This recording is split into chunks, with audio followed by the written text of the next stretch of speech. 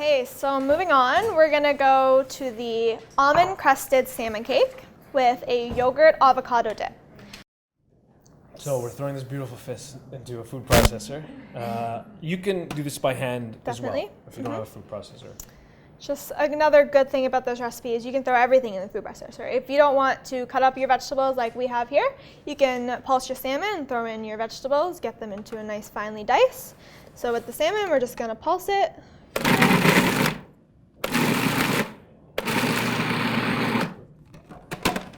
There we go. And it's important not to over pulse it. You don't want to turn it into like a paste.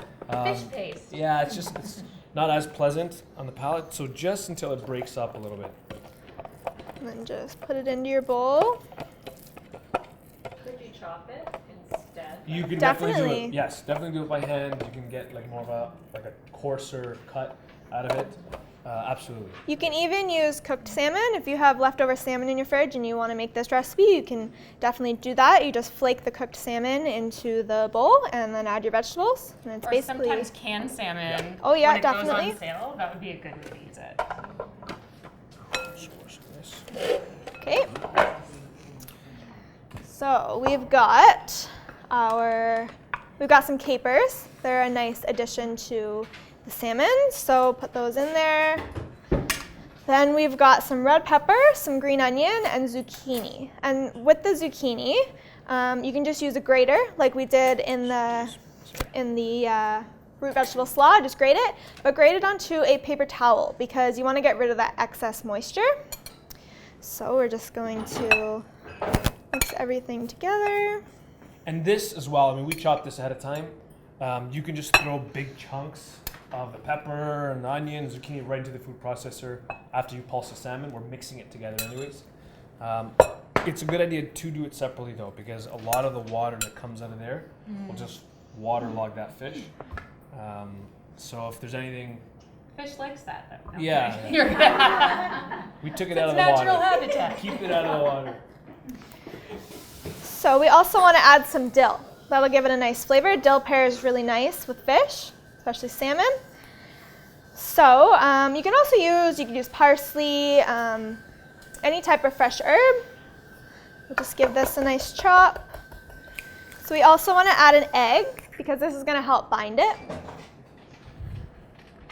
It's so colorful already. Yeah, it's a good thing about all these dishes that they're so colorful. It makes it a lot more appetizing to eat.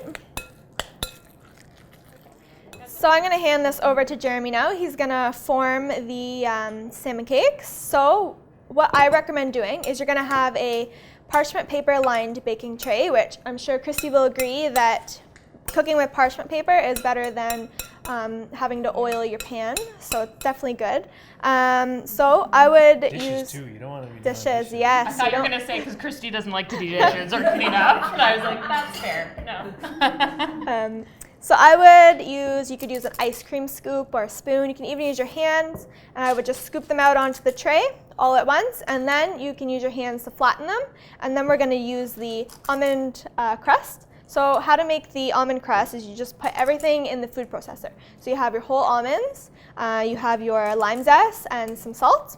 Just grind it up until it reaches like a breadcrumb consistency, and then you're just going to, we are going to put it on the top. But if you want to dredge the whole thing in a crust, you can definitely do that. And if you don't have almonds on hand, you can use breadcrumbs. You can use whatever you want. So I'm going to give this over to Jeremy, and he's going to flatten them, and then he's going to put the almond crust on top.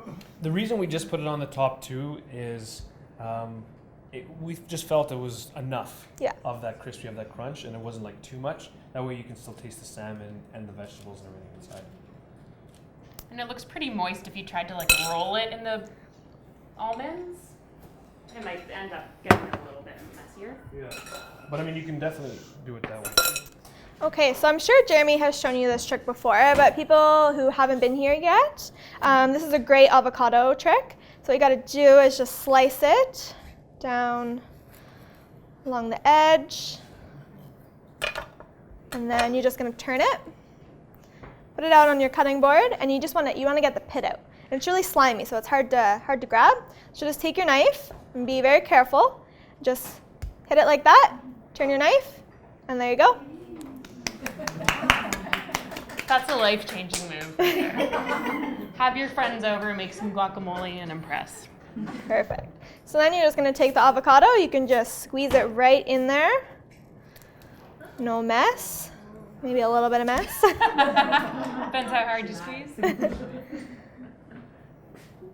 All right. Avocado is also rich in vitamin E, which is an antioxidant, very helpful for heart health as well.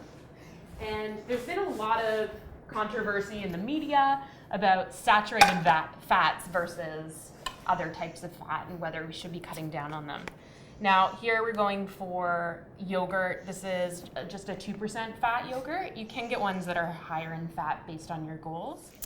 Okay, so what I did there was I just added some Greek yogurt, and then I added some dill, and then some lime juice. And what you can also do is add the lime zest. What I did was use the lime zest from the lemon or the lime, and I put it in the crust for the salmon cakes. So Multiple uses. yeah, for lime. definitely. You can use lemon, yeah. Yeah, absolutely. I'm just gonna give this over to Christy, and she's gonna mix up the rest of Whip it it. up. It's okay to still There's have. no lid on that one. I'm not supposed to. Okay. It's okay to have a little bit of chunk. So if you want it completely smooth, you could throw it in the food processor or the blender, but I like mine to be a little bit chunky. Okay.